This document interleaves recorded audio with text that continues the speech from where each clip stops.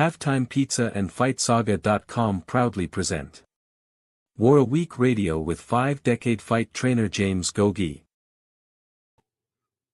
Guys, welcome. Happy Sunday to everyone. And I hope all of you enjoyed Plant versus Benavidez last night on Showtime pay-per-view. Hope you guys all paid for it. Hope you guys all enjoyed every prelim card. I thought it was a fantastic fight card. But who cares what I think? We're here to pick the brain of the 5-decade fight trainer, the incomparable Coach James Gogue. James, how did you like last night's presentation? Excellent. It was a great card, that pay-per-view, top to bottom. Even the, the fights before the pay-per-view segment, the ones that were on Showtime YouTube. They showed a couple good fights I wanted to see. But yeah, and the main event lived up to the hype. It was exciting. It was a lot of buzz and energy and electricity, especially in the 10th round where both fighters made their stand. You know what I mean? But anyway, boxing needed a fight like that to get, to bring it out of its intensive care unit. Okay, state. It needed some that got the public excited about the sport again. Okay, it was nothing to complain. Right now, Al Heyman and PBC are kicking ass this year with Brandon Figueroa's great fight over Maxayo, Oshanique's Foster's Oshaki Foster. Yep. Yeah, Foster's great win over Ray Vargas upset. Now this fight. Oh, Showtime, Steve Espinoza, Al Heyman, PBC. Man, they're leaving. Bob Arum, Eddie Hearns, and Golden Boy. They ain't done shit yet. Okay, they better start stepping up their game, man, and start putting them some fights like this. This was it was you know what, Joe? It got me excited again about the sport, and hopefully it could continue and build off of it. Week by week as we get better and better fights and everything. But the sport needed this real bad. And I know Showtime is going to be going to Paramount, merging with Paramount later, second half of the year. It needed fights like this to get those new suits at Paramount excited that, we want to keep Showtime Championship Boxing. You know what I mean? So, yeah, it was good. Commend both. There was no losers in this fight. Okay, commend Caleb Plant, doing the best he could with his one-dimensional skill set, the long and distance game. But nothing in the trenches. He has zero. And David Benavidez, for being resilient, being consistent on applying his game plan. He had the first half of the fight, like I said in my breakdown, he would have a hard time with that movement, okay? A guy like Benavidez likes to set his feet, a stationary target in front of him, then get off them combinations he loves to throw. But you give him movement, he's got to lift his feet up, he's got to reset himself, and he can't get into rhythm, okay? He can't get, he can't get his timing, and he can't get into rhythm. And if he can't get into rhythm, he can't get that momentum he needs to put his combinations together. But it was an excellent show. Can't complain. Outstanding fight. And Coach Gogue, and you stated on last week's prediction and your preview, do you think it played out a lot like you thought? But then again, we didn't take into consideration two very big factors that affected the outcome of this fight. And once again, no excuses, but to ignore that these actually played a part in determining how this fight played out would be obtuse, to say the least. And that's Kenny Bayless as your third man in the ring, the very officious 72-year-old Kenny Bayless, as well as the 22-foot ring. It was a huge ring, Coach. Joe, I didn't know those two factors when they mentioned it right before the fight. I go, holy shit, 22 by 22. That's in Caleb Plant's favor. Then when I seen Kenny Bayless in the room, I go, oh my God, that's going to definitely benefit Caleb Plant, because when he gets in the pocket, he's gonna allow Plant to smother him and tie him up and not make him fight out of clinches. Okay, like Robert Byrd or some of these veteran refs that don't break the ebb and flow of a fight. They let fighters police themselves, and when it gets in the pocket, if they're holding, they let them, hey, fight your way out of it, fight your way out of it. And like Mills Lane used to say, fight your way out of it. Or Joe Cortez, fight your way out of it. Jay Nady also. As soon as he got in the pocket, oh, break. Over there, separated him. And it gave Plant the ability to, reset and keep that range distance he wanted to control Benavidez. And with his movement, it's moving in circles and at angles and working them jabs and feints, the fast combinations. Yeah, it was giving Plant problems. Yeah. I mean, it was giving Benavidez problems early on. Yep, it sure was. Were you a bit surprised, though, that Caleb Plant was choosing to reach out and grab him, tie him up from round one? Oh, yeah. I was surprised. I was very surprised. Remember my breakdown last week? I said it right off the bat. Yeah, you said it was a donut fighter, had nothing on the inside. Yeah, no, right off the bat, man. You can't find the inside, so what do? You smother him and tie him up right off the bat. That's how That's how you get. That's how you neutralize this Benavidez inside trench warfare skills. That's how you neutralize him. And then you got Kenny Bayless there. He's going to help you out. He's going to break you up and let you get back at range. And just, yeah. You know what? With all due respect to Kenny Bayless, I've never been able to. I can't stand that about Kenny Bayless. He will not only will he allow you to hold like an octopus, but he'll break you up way too quickly. It just ruins the fight, Coach. It ruins the ebb and flow of a good fight. Yep. And what do you think? He was Mayweather's in-house referee, okay? Yeah, that second Maidana fight was absurd. Yeah, I criticized him back then. I was Did you see cursing his name last night. Yep. When Maidana hit Floyd with a good right hand, I can't remember what round it was, and he was hurt. He went up to Floyd. Are you all right, Floyd? Are you all right? What the fuck gosh. is that about? you know what I mean? Right there, you're showing favoritism. Yeah. Well, guys, before we go any further, let's say hello to our very good friends in the chat. Want to give a big shout out to my brother Jesus and saludos to you, brother. Thank you for always supporting the coach. And he said, David versus Plant, a blowout. Well, it sure seemed that way in the back half of the fight. It looked like one man was surviving. The other man was trying to fight.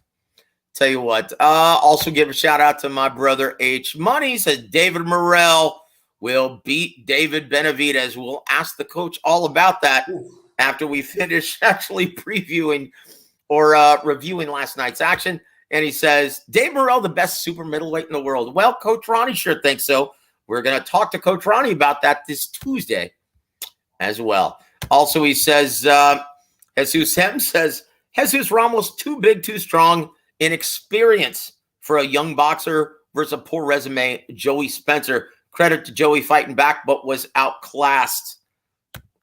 Boy, to say the least. And I tell you what, I told you guys that was coming. Joey Spencer was going to suffer a beat down. All right. So want to give a shout out to my brother Panay. Thank you for supporting the coach. Says, Coach, Benavidez is savage with his close range game. However, someone with an accurate jab and a sniper-like offense up close would be his downfall. Canelo has both. Been dropped by Ronald Gavril.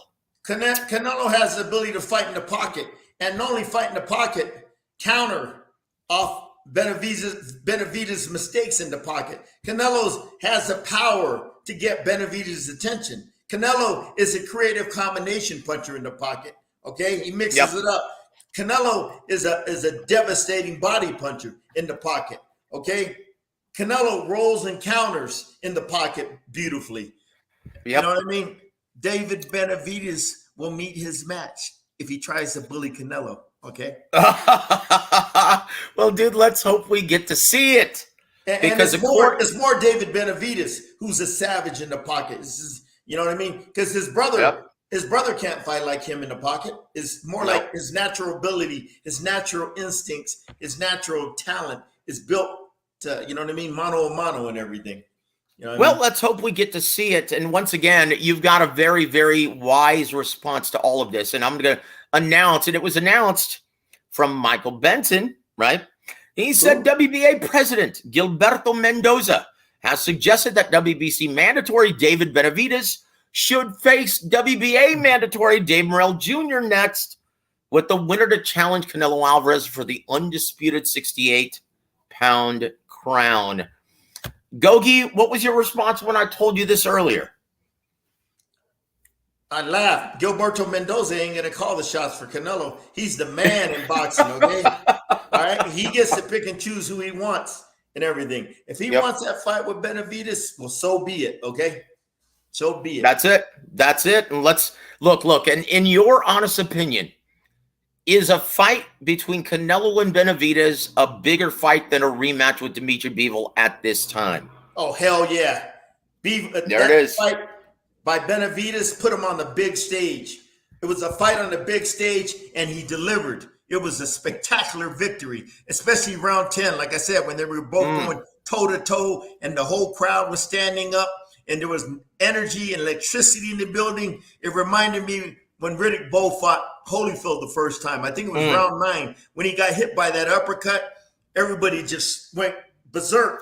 Then all of a sudden, Holyfield weathered the storm. Then the back half of the round, Evander came fighting back like a true warrior, man. And that electricity and that energy last night reminded me of I was there that night when that Riddick Bowe fought Holyfield. And the electricity and energy in the building was, it was, can't even describe it. And that's what reminded me with Benavidez and Plant.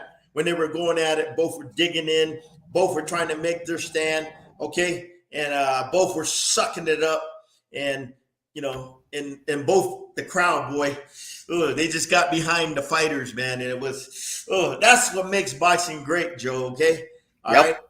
Both fighters with a high degree of resilience, mental toughness, mental intestinal fortitude, and the will to win, man. Yeah. Man, yeah. That's it. Yeah, man, this fight, fuck Bivol. Fucking Russian, can't sell tickets. Nobody knows who he is. Fuck him, who cares? The fight is Benavidez. You got two Hispanics. Benavidez wins this fight against Canelo. You beat the man, you become the man. Okay? When you become the man, you become the next Mexican. You become the next pay-per-view star that the Mexicans are going to support. All right? All right? This fight has huge implications. It could be the changing of the guard, okay? All right? But anyway, yeah, man. Yeah, what's his name, Morrell? Fuck him, man.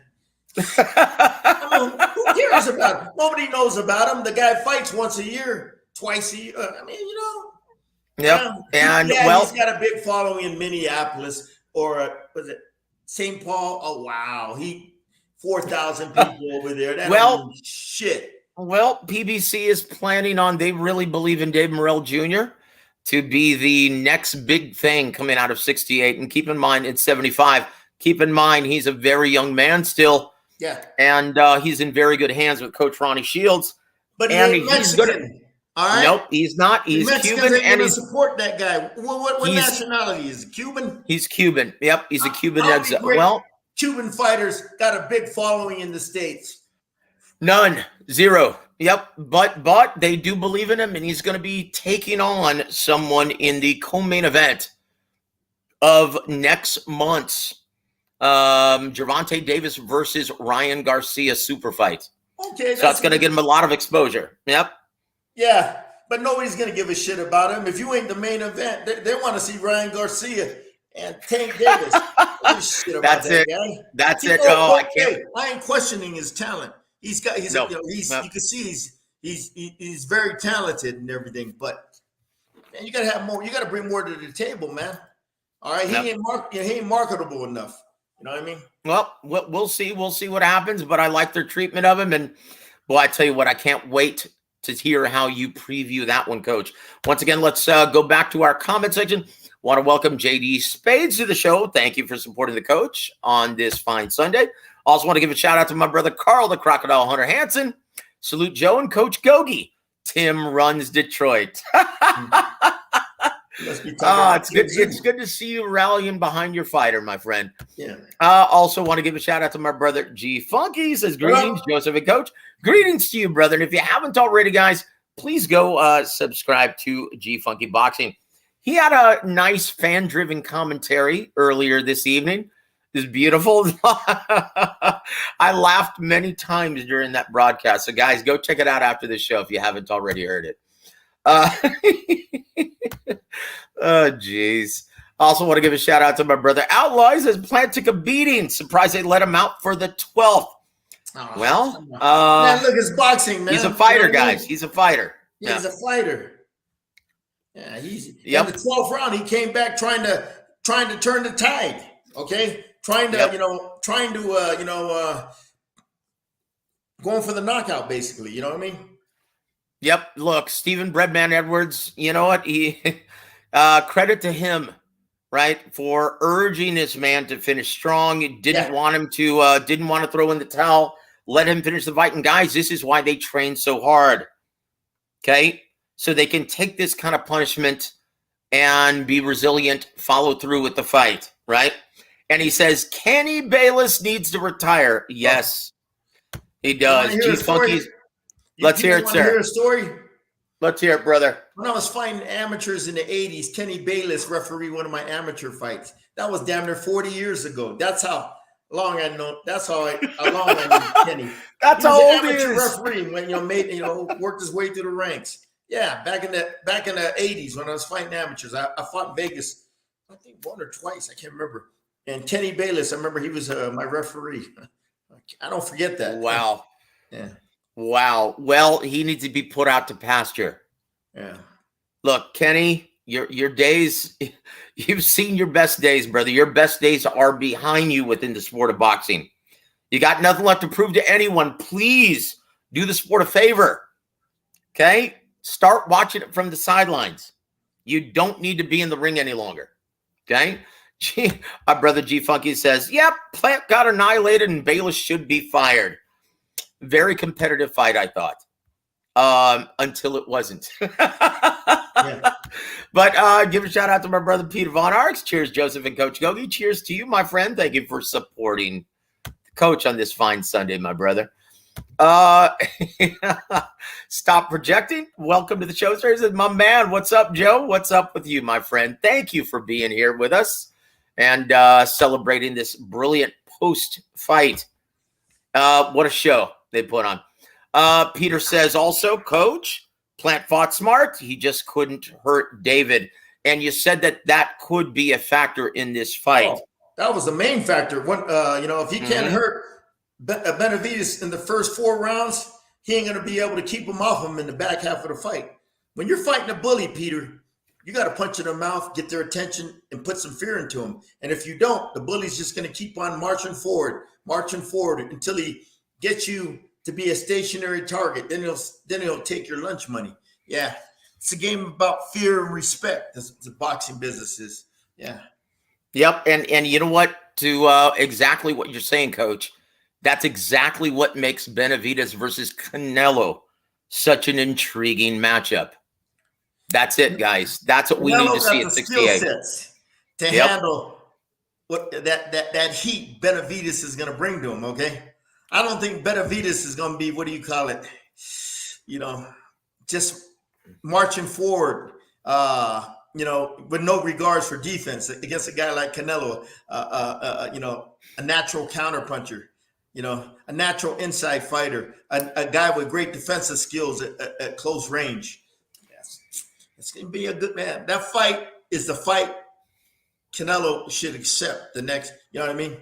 That fight right there is going to determine if there's a changing of the guard or not. Okay. That fight is going to determine if the next pay-per-view star is born. Yeah. Anyway. That's it. Look, put Bevel to the side. Okay, you already got your ass whooped once. Don't be too anxious to get that ass whooping again. fight Benavidez at 68. That's the fight. Why Also does want to he give a want to shout. fight that guy, man? Too big, wrong style. It's his ego, coach. His ego is bruised. Fuck his ego, man. I mean, come on. He's entering the golden years of his career, Canelo. So what? You know what I mean? You forget your ego. You just pick the best fights for you that's going to make you the most money, okay? Fuck B will whoop his ass again, all right? Yep. Yeah. That's it. Also want to give a shout out from Brother Sly Tendencies. What's up, Coach? And Big Joe, you called that fight to a T. Yeah, brother. And honestly, you know what? That's why we love the coach every week, man. Always gives us a great idea, a very accurate idea of what to expect every single week in the ring. And to Coach Gogue's credit, he doesn't do any homework on any of these fights. I didn't watch one fucking round of Benavidez and tape and plant to prepare me for the show last week. It was all in my mind, man, on how it will play out. Dude, I've watched fights for over 40 years, man. Come on, man. I mean, thousands of fights. I had a DVD or VCR collection of fights, man, in the thousands. You know what I mean? And man, it's pretty much I could figure it out in my head. That's why it's always a privilege to be here with you every Sunday, Coach. And I'm sure everyone here feels the exact same way. It's a real honor to be able to pick your brain every single week, brother. And we're all the beneficiaries from it. Thank you so much, Coach, for donating your valuable time to us, brother. We're all the better for it. And Sly also says, Coach Gogue, I'm eating crow now. You called that fight down the line. Thoughts on Jesus? Oh, jeez. Versus Joey Spencer. That was the co-main event, brother. What an ass whooping that was. And, well, you knew that he was a fraud, though, going into this, didn't you? Joey Spencer can't fight, okay? He can't spell fight. He can't fight, all right? I don't know what the hell they seen in that kid, man. He can't fight. Ever since his first pro fight I seen him in till last night, he hasn't improved shit. Now, why?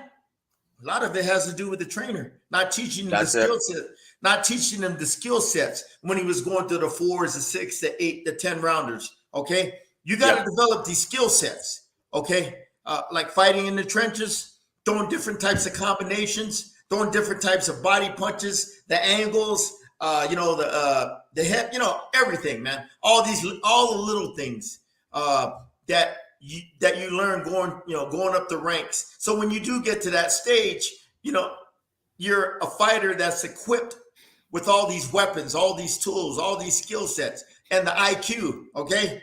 Now, if your coach ain't teaching you none of that stuff, your boxing IQ is not going to grow. The weapons in your arsenal are going to stay limited.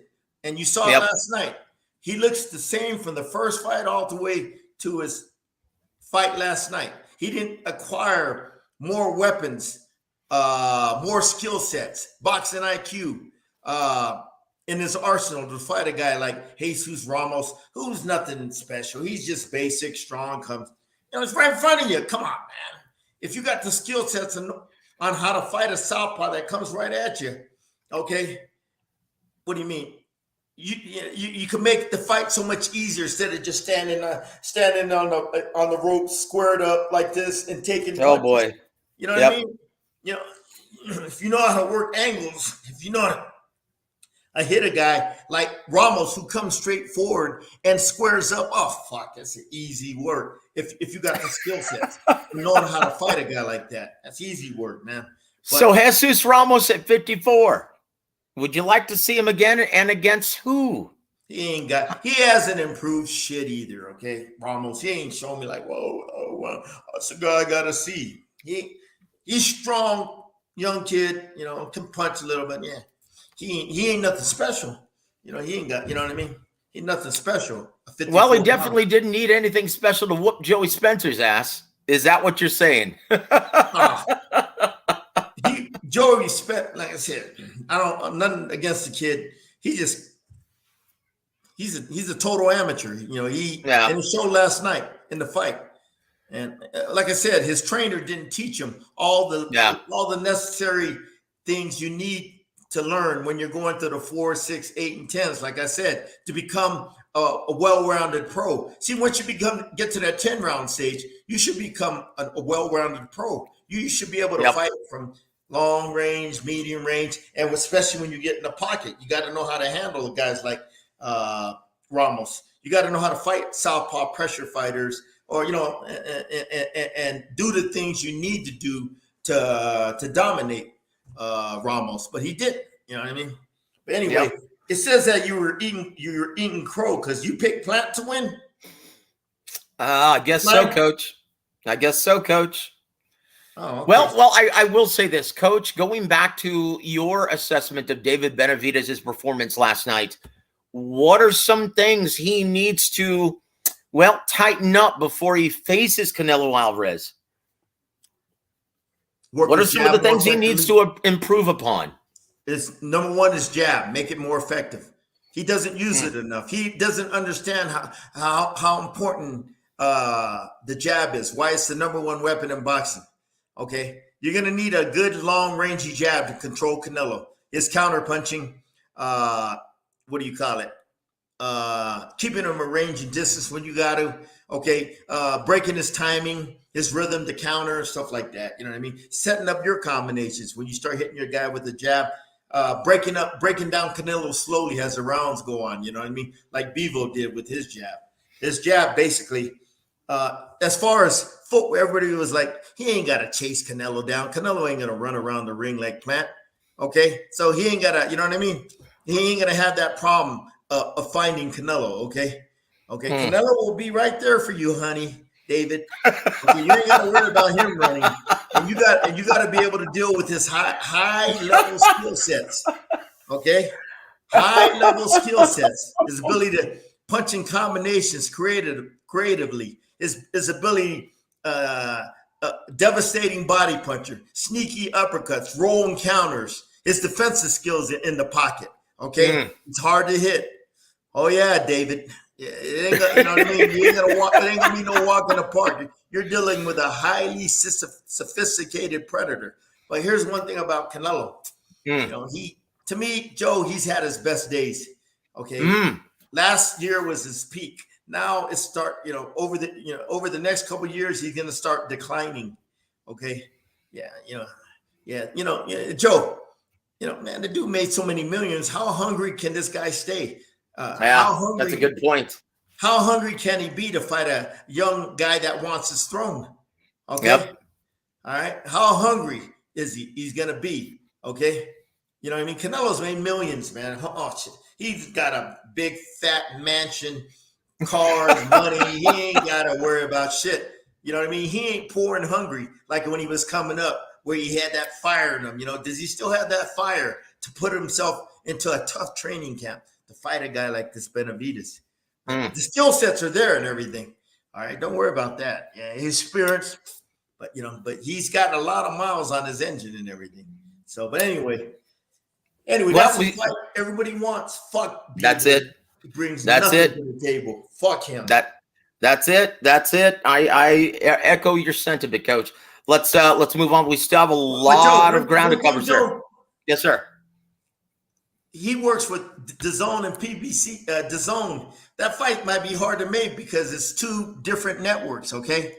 Well, they are making Gervonta Davis versus Ryan Garcia. Well, okay, then DAZN will have more leverage because they got Canelo. Okay. Yep, that's it. I think we should be able to look and the position right now that PBC and Al Heyman, the position they're in, I don't see them having any problem having Benavidez competing on DAZN. I don't see them having. Look, Canelo's the overwhelming breadwinner. He's the overwhelming A-side in this situation. I don't see them having any problem in allowing David Benavidez to compete on that network. And not only that, Joe, they know if they beat the man, they're going to be the man. They're going to be the pay-per-view star. Okay, that's it. I don't see them having any problem rolling the dice. Yep, that's it. Yeah. Want to give a shout out to my brother John McSmith, salute Big Joe, and the living legend of boxing, the incomparable Coach James Gogue. Yes, sir. Thank you for joining us, John. We appreciate you supporting the coach every week, brother. And Chief Funky has the beat. People watch Canelo. No need to see it again. Exactly. Things ain't And gonna yes, change. please, guys, please hit the like button. And if you haven't already subscribed and you want to hear the coach every week, now keep in mind, guys, our schedule is like I said last week, we're only beginning in this 2-month stretch of consistent week after week fights. You don't want to miss any of the coach's previews or commentary. Please subscribe and hit the like button, guys. Thank you very much. Also want to give a shout out to my brother Platinum Fights. Thank you so much for coming back and supporting the coach. He says, not one warning for holding. What a joke. Well, Benavidez and his people, you know what I mean? They should have made a big stink about Bayless being the ref. They know it would favor Plant.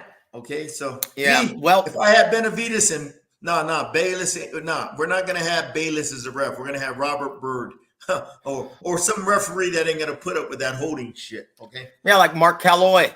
Mark Calloy, he's an excellent referee. He'll let you fight out of the clinches. Okay, excellent. Yep, ref. That's my boy, Mark. That's it. Also want to give a shout out to my brother Mark Blake. Thank you so much for joining us. And he says, "Good morning, where you from, Mark." Mr. So Blake? please disclose where you're listening to the show from. Coach always wants to know if you're giving us good morning. Well, good morning to you, sir. Thank you for joining us in this early hour. Also want to give a shout out to my brother Khalid. Thank you for supporting the coach. Salute to you, my friend. G Funky says Bayless is a damn fossil and has no business working big fights any longer. Yes. Here, brother. Want to give a shout out to my brother Bruce Castboxing Jazz and more. Salute Joseph and Coach. Salute to you, my friend. And guys, if you haven't already, please go subscribe to my brother Bruce. Always does Bruce, great stuff. You do those mythical matchups and talk about it. Which one are you doing this week? He does classic fights, several every single week, brother. Every single week. Mia St. John against Jackie Frazier. Oh, stop it. That's just terrible, Coach. Chingo. Oh, and you know what? G Funky did say this in a conversation we had earlier today. He says, I agree with Coach. Yeah. Canelo is on the decline. Well, I will say this. It's not going to look like he's on the decline against John Ryder in May. He's going to look like the world beater. He's going to look like the hungry Canelo Alvarez that we had grown accustomed to seeing, the one who brutalized the 68-pound division. And, yeah, he's going to look in top form. Okay, in May, just be it's tailor-made. That guy's going to get his ass whooped, and he's a tough man, always in great shape. So that means it's just going to prolong the ass whooping. Get ready for that, guys. Also want to give a shout out to my brother Anthony Manzano. Thank you for joining us, sir. It says, Coach, analyzing the fight with Plant versus Benavidez, did you see any rounds at the beginning of the fight that you could have gone either way, or was Plant dominating the whole beginning of the fight? The first round, it was real.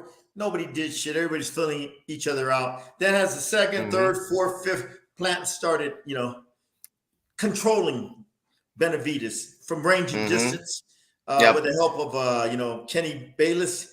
And he was working his jab effectively, up and down and up, throwing them quick combinations and the movement, okay? It made Plant look, Benavidez look kind of amateurish, because he couldn't catch him. He couldn't, make him a stationary target by the ropes or in the corners. He couldn't cut off his escape routes when he was on the ropes or in the corners.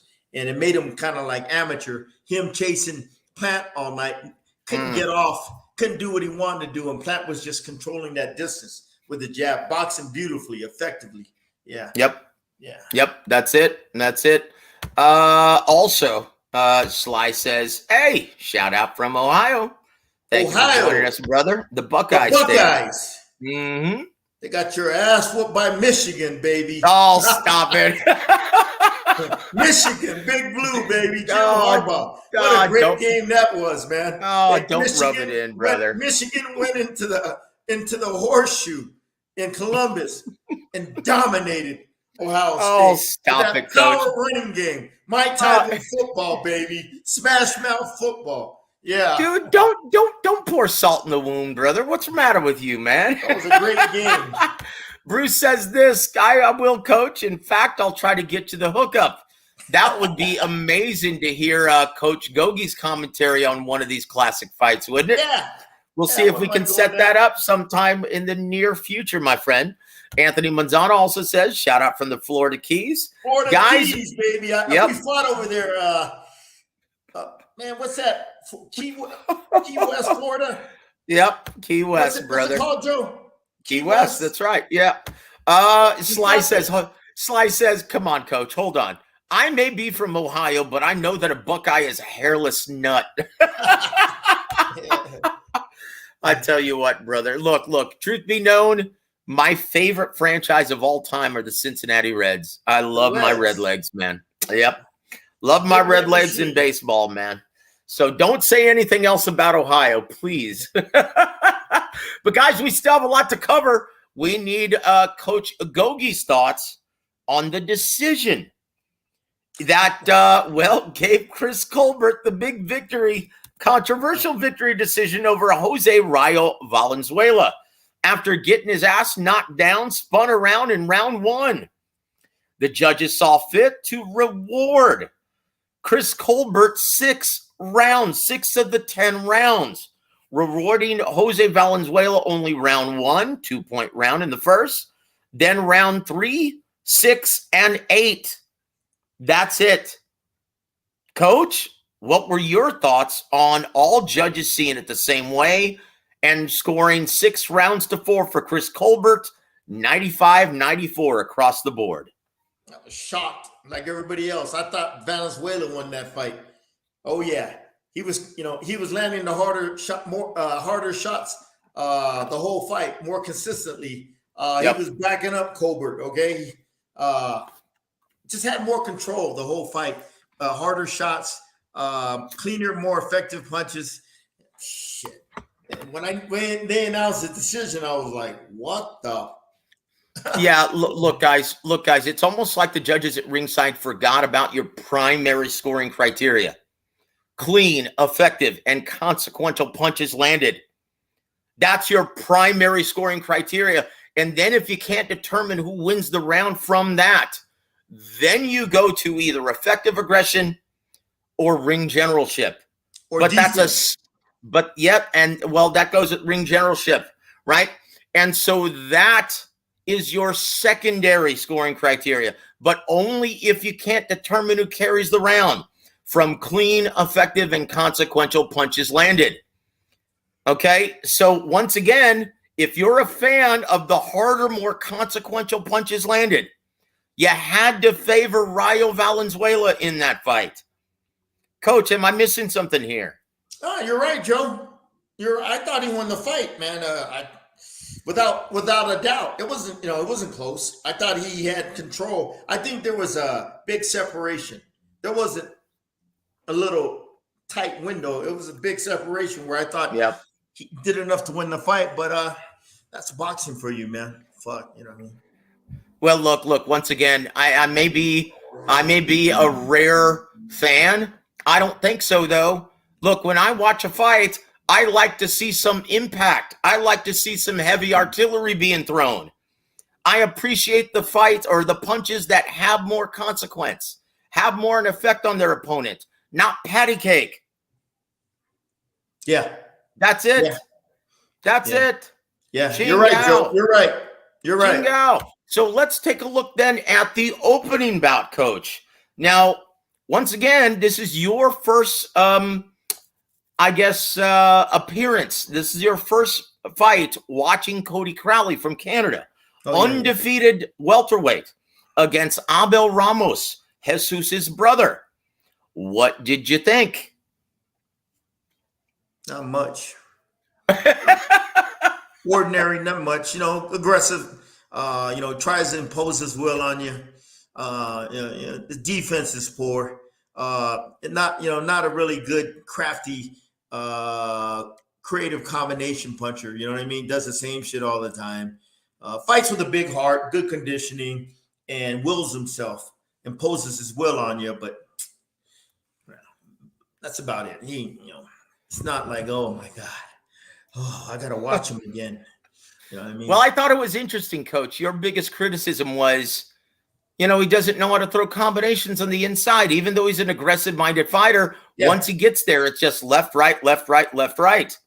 Basic would you care to expound on that, sir? You gotta be quick, man. Look, when he gets in range, you know, there's certain combinations that work for a southpaw. The uppercut, left uppercut, right hook, straight left hand, down the middle, uppercut, hook, come back with a hook to the body, dig them body shots inside, left uppercut, right uppercut, come back to the hook to the head, come back to the right hand. Come back with a right hook to the head, come back with a straight left hand. You know, mix them up. Straight left hand, straight left uppercut, dig them body shots, dig the other body shots, step at angles, and hit them with different another combination. Just be creative. Don't do the same shit all the time, man. Work head, pop, pop, pop, go back to the body, go back to the head, or work to the body, you know, set up them headshots. When you start seeing them drop the hands, body starts dropping the hands and come back to the head. Okay, or just touch him down there like Roberto Duran used to do. You touch you, then come back to the head. Okay, this is the shit he don't know how to do. Or that right hook, come back with that right uppercut. That always works when you're fighting a right-handed fighter. Okay, right hook, right uppercut, then come back with the left uppercut. That landed one time for him. He threw off a left hook, off a right hook. He threw a left uppercut. You know, you just gotta be creative in your combination. Or throw that left hook. Come back with that throw that left hook, come back with that left uppercut, and come back with that right hook to the body. Okay, then come back with a right uppercut. You got to be mixing it up, man. He's doing the same shit all the time, squaring up, getting hit, and just, okay. You know, like Jaime Manguia or, okay, come on. He's not skilled, Joe. He's not smart. Okay. In my opinion, he needs to change trainers to work with someone like yourself, someone who knows how to teach those creative combinations on the inside. Because I tell you what, he's got the heart, Joe. He's got the will. He's got that mentality. Now he's got to polish up and develop the skill sets. To go along with everything I just said about him. You know, them sharp combinations. But he didn't show me shit, Joe. I mean, come on. Look, Coach, in my humble opinion, he made Brandon Bam Bam Rios look like Julio Cesar Chavez. Yeah. Junior, not senior.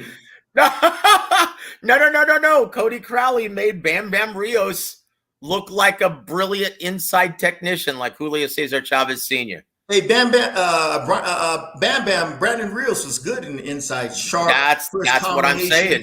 Mix it up. That's what I'm saying. Then go back to the body, and come up the middle, come around. That's my point. That's my what point. I mean, Joe. When you're a creative combination puncher, you hit the guy from all angles, all directions, up the middle, around to the body, then come back up the middle. You know what I mean? You hit them at all, and you hit them. You throw every punch in the book, and you hit them from all angles, all directions. Okay, and you mix it up, like I said, creatively. You don't do the same shit all the time. He ain't show me, tough kid, but he's green as fuck. Yeah. And look, with that style, it's going to get him hurt. The higher he goes at 47. Once he starts fighting tougher guy, I mean, oh boy, he got destroyed. Look, he got busted up by Abel Ramos last night. His eyes were nearly shut last night. He's in trouble. A guy like Virgil Ortiz or Jared Enos. Oh man, they'll have a field day on that guy. Yep.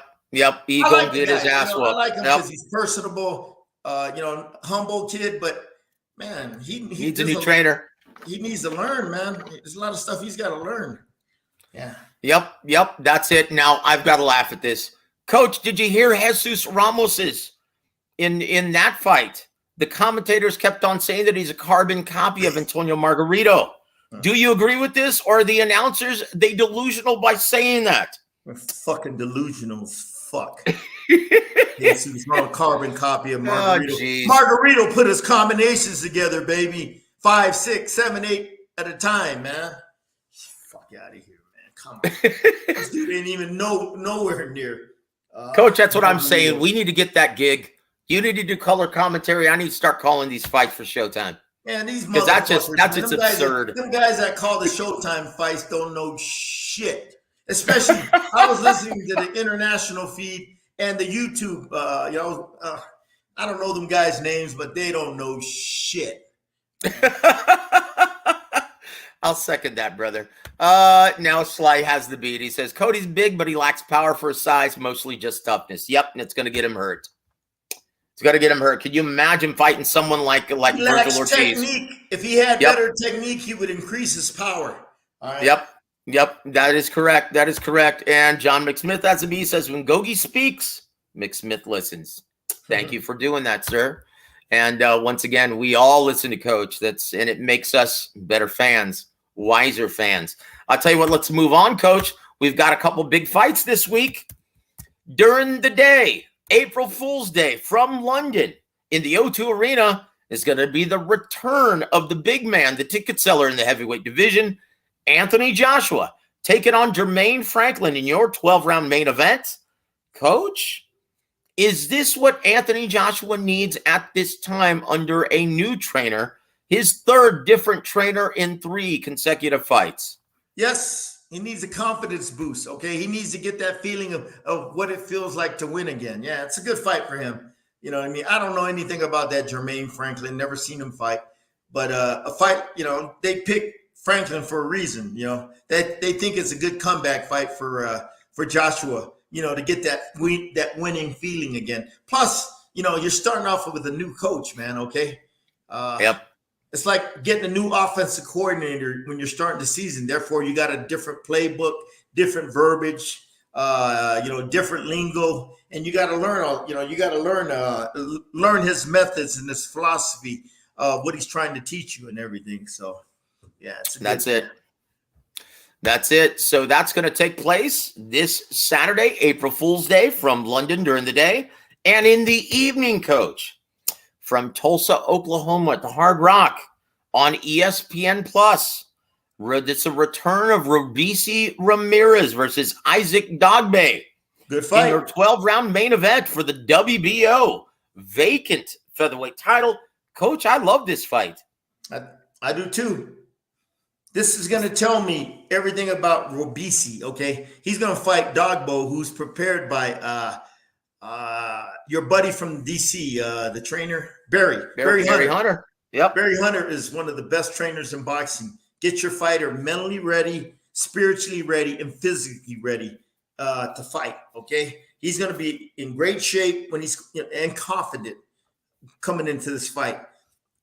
Robeisy, since that fiasco of a pro debut, he hooked up with Ismail Salas, a real solid trainer, and he's improved a lot. He's developed the professional skill sets you need when you transfer out of that amateur shit, okay, to become a good pro.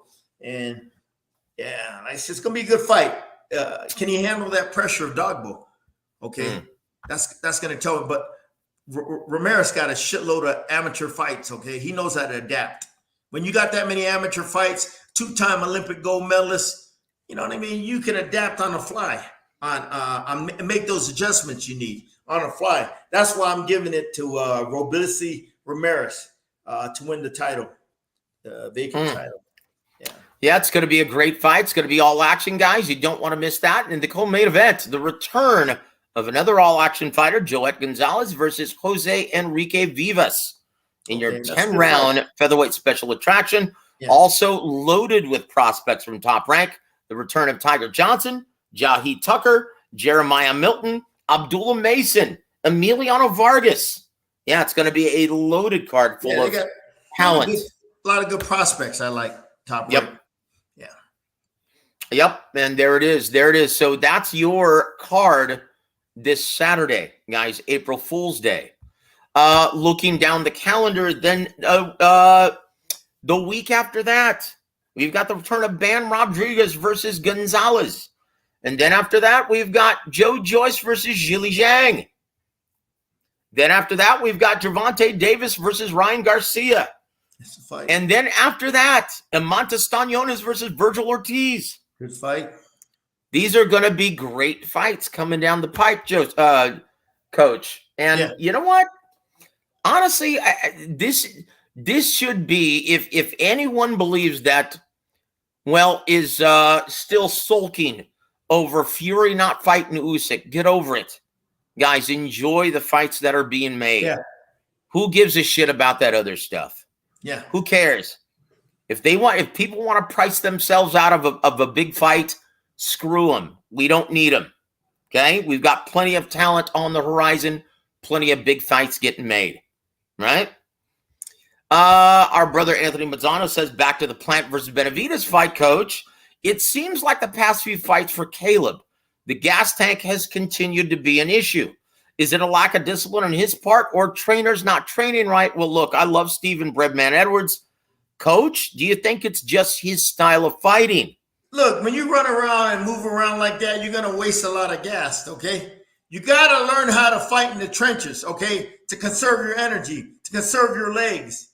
You can't be moving like that all the time, especially when you in the back half of the fight, you're going to slow down. You're going to start becoming more stationary. Now, that has a lot to do it, a lot of wasted energy, moving around. You know, if he learns how to fight in the pocket, okay, and neutralize that forward momentum that Benavidez is trying to get, yeah, man, you know what I mean? You're not going to waste as much energy. You don't see James Toney running around the ring. You know, you want to he'll meet you in the pocket. Okay, nice and relaxed, beat your ass, okay, whoop your ass, and then he'll take it back outside and box the shit out of you. He doesn't waste energy, but you do that constant movement. Some guys can do it. You know, they got good legs where they can move for 12 rounds. But a guy like Plant, I knew the back half of the fight, he'll start fading. Now, it ain't the lack of his discipline or a lack of being, he's in shape, but I don't give a fuck. You know what I mean? I don't give a fuck what kind of shape you're in, superhuman shape. You know, when you're fighting a pressure fighter, if you don't neutralize that forward pressure and put it to a halt, it's gonna wear you out and tire you out in the back half of the fight. So, you know what I mean? Yep. It's not his conditioning. He was in shape. It's just he doesn't have the skill sets. Like Max Kellerman said this on a tweet last night. Plant is great, long range, medium range, but doesn't have much close up. What he's trying to say, he doesn't have the skill sets to sit in the pocket and work to neutralize Benavidez's pressure. He doesn't have them skill sets like Tony or Dwight Kwai, where you could get in the pocket and work effectively, okay? And not let the guy push you back, not let the guy bully you. Now, his trainer should have taught him that when he turned pro. When I turn a guy pro, if he can't fight in the pocket, that's one of the first things I'm gonna teach him.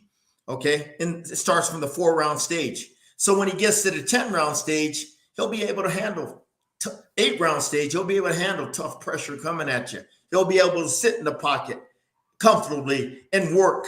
Okay, just to neutralize that guy's pressure, then take it back on the outside and box the shit out of him. But he never learned that valuable skill set on trench warfare, aka Roberto Duran or James Toney, Julio Cesar Chavez. It's skill, baby. Fighting in the trenches, it's skill. And skills that your coach teach you, okay? And it all starts with technique and understanding leverage in the pocket. Yeah.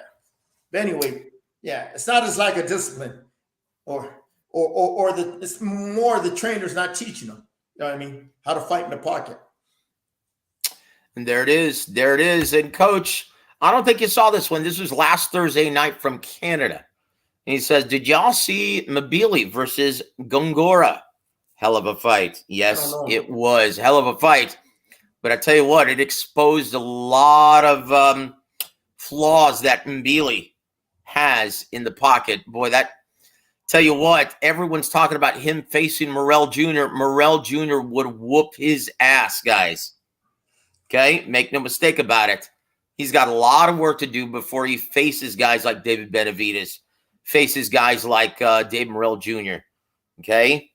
He has a lot of flaws, does not have a very high ring IQ. Okay? That's not the case with Benavidez or Morrell Jr. Sorry, guys. If you're really high on Mabili, he's a very fun fighter to watch. But if he fights either one of those guys, he's going to get his ass whooped. That's it. doesn't have a very high ring IQ, but is very brave and can punch. So you just never know. He's a fun fighter to watch, but no, he's got a lot of work to do before he taking on either one of those guys. But he is becoming somewhat of a big ticket seller in Canada. I don't know if Rodney's late to the party. Welcome to the show, sir. Thank you for joining the coach. Kenny Bayless should be fired. A straight shit show. Yeah, that's it. That's it. Peter says, yeah, Mbili is a hard head. Comes forward nonstop, but yeah, not that great. But I tell you what, though, when matched up correctly, just like against Gongora, boy, he makes for great fights now, doesn't he? So there is a place for him in that market. There is a place for him if he can continue selling tickets. Oh, man, I'll throw down. I'll watch him every single time he fights.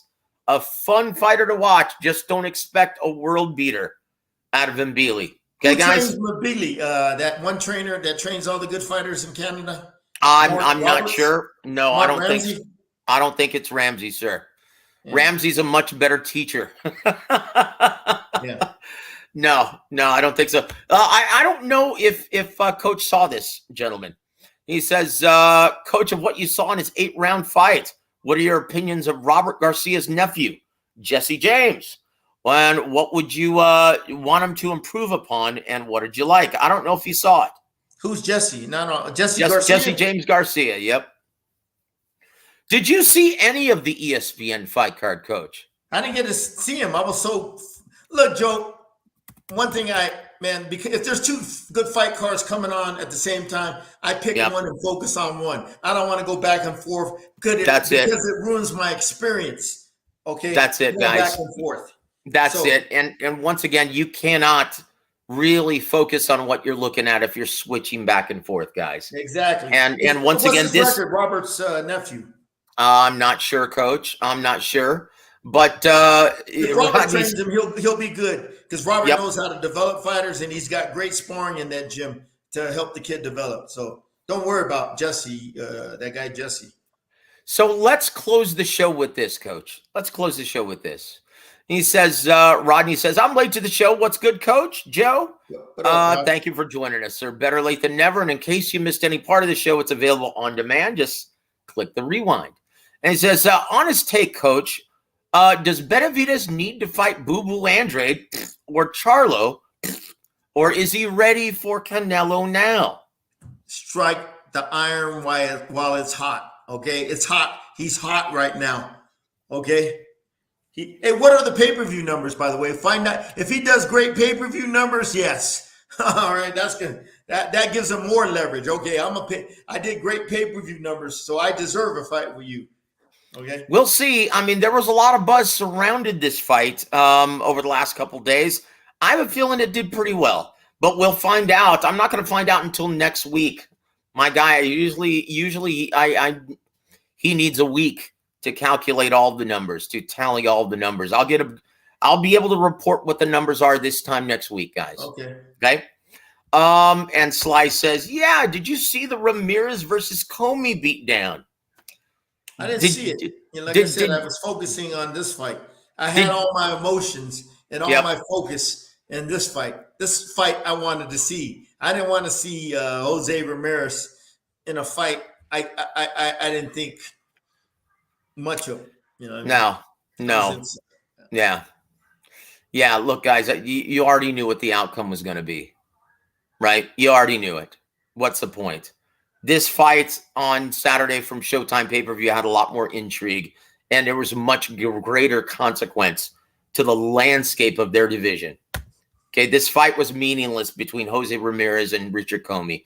No offense to Richard Comey fans. He's a great guy, and he's a credit to the sport. But at this stage of his career, he's become an opponent, guys. That's it. Yep. That's it. Look, and Outlaw has the beat. Nobody wants to see the doo-doo fight. Yeah. Referring to Boo Boo Andrade, right? Oh, jeez. Yeah. Here's an interesting question. Coach, the fight I want to see next for Jesus Ramos is Seabass Fundora. Coach, what do you think? Who wins that fight if it gets made at 54? Fundora. He stays busy. He's more active in his combination punches. Okay, Ramos is green as molasses, man. I mean, I'm just saying, he's green, strong kid, decent punch, but yeah, he's green. Yep. John McSmith has a beat. He says, look, David Benavidez versus Saul Alvarez is a no-brainer to everyone except Saul. Look, guys, after last night's buzz, don't be surprised if they lobby to make this fight after the John Ryder whoop ass, right? If I was David Benavidez, I'd go to that fight because all the Mexican press is going to be there, and that will help get the drum beating. I'd go to that fight, be there ringside. It's going to be in Guadalajara. Yep. Yeah, go there ringside, have them be seen by all the Mexican fans, all the Mexican press, to argue, to state his case why he should be fighting Canelo his next fight. That's me. But I'm not, I'm not his fucking manager, okay, or promoter. Look. And Anthony says this. I want to see Dave Benavidez versus Dave Morrell next. No. Look, guys, if PBC has their way, you're going to see them fight eventually at 175. They're both very young fighters, okay? And build them to be big ticket sellers. You're going to see them fight down the road at 175. They're already a biscuit shy of 75 anyway. Look, that's why Benavidez hired Memo Heredia so he can still make weight for one or two more fights. That's all he has left at 68, guys. Let's make the Canelo fight now. That's the fight that has to be made, guys. And pound for pound, welcome to the show, sir. Thank you for supporting the coach. And guys, if you haven't already, please go subscribe to my brother, Pound for Pound Sports Entertainment. Always does a great job reporting. And he says Canelo still has Bivol problems. Okay, he doesn't have to, though, guys. Coach, does he? Does he need a second fight with Dimitri Bivol? Man, fuck Bivol. Fuck him, man. I mean, this fight is made. Two Hispanic fighters, okay? He made a big hit last night. If his pay-per-view numbers are good, hey, that's just further strengthens his case for a fight with Canelo, man. What's his name needs to go to that fight, Canelo's fight, and start, meet with the press, do a lot of, do the whole press tour with all the press and start, banging the drums for this fight to happen in September. All right. Even when Canelo wins, he'll get in the ring and everything, get the people excited, man. But it's all up to Saul, man. He's the kid, he calls the shots. Does he want me? Man, come on, man. This is the challenge. Saul, he wants, to me, the only thing that'll motivate Canelo is a challenge. This is a challenge. Okay. You got the young, hungry lion trying to take my throne. Yep. That's it. That's the fight, guys. That's the fight. And coach is right on the money. You've got to strike while the attention span. Yeah, strike while the iron's hot, while everyone's attention is on this fight. Guys, this is arguably the hottest matchup in boxing now. Okay? Let's do it. Let's do it. And John McSmith has the right idea. F. Bivol. Yeah, fuck him. Yeah. So as Susem says, Joe, so who will they match David with in September? Hopefully Canelo Alvarez. Hopefully Canelo Alvarez. Are you referring to Dave Morrell Jr.? Yeah, fuck him. That's their problem. Let him figure it out. It doesn't matter. As we've seen, he has fought 3 of Canelo's mandatories. Okay, Canelo's not fighting his mandatory challengers. That's Dave Morrell Jr.'s job, apparently. Okay, he's become Canelo's hitman of the WBA. So whoever Gilberto Mendoza lines up and deems as a mandatory challenger for Canelo, well, Dave Morrell, that's who's going to take care of Canelo's light work. He's become Canelo's hitman at 68. Isn't that sad? Yeah, they can do whatever they want. Canelo, he's the one that controls the shots. Yeah, okay, yep. No problem, Gilberto. Let your boy fight somebody else, and I'm fighting Benavidez. Okay? Yep. Now look at this. Look at this, Coach. Now, this is one of the reasons why we don't pay attention to any of these fan-driven sites on YouTube. It's just nothing but nonsense and noise. He says, Coach, Did you see after the fight these quote unquote big boxing correspondents in the business that you have these YouTube channels saying that Caleb got robbed by the judges at ringside? Coach, what fight were they looking at? Next, I don't pay attention to that shit, man. And there it is. A few of those comments on Twitter, I just laughed.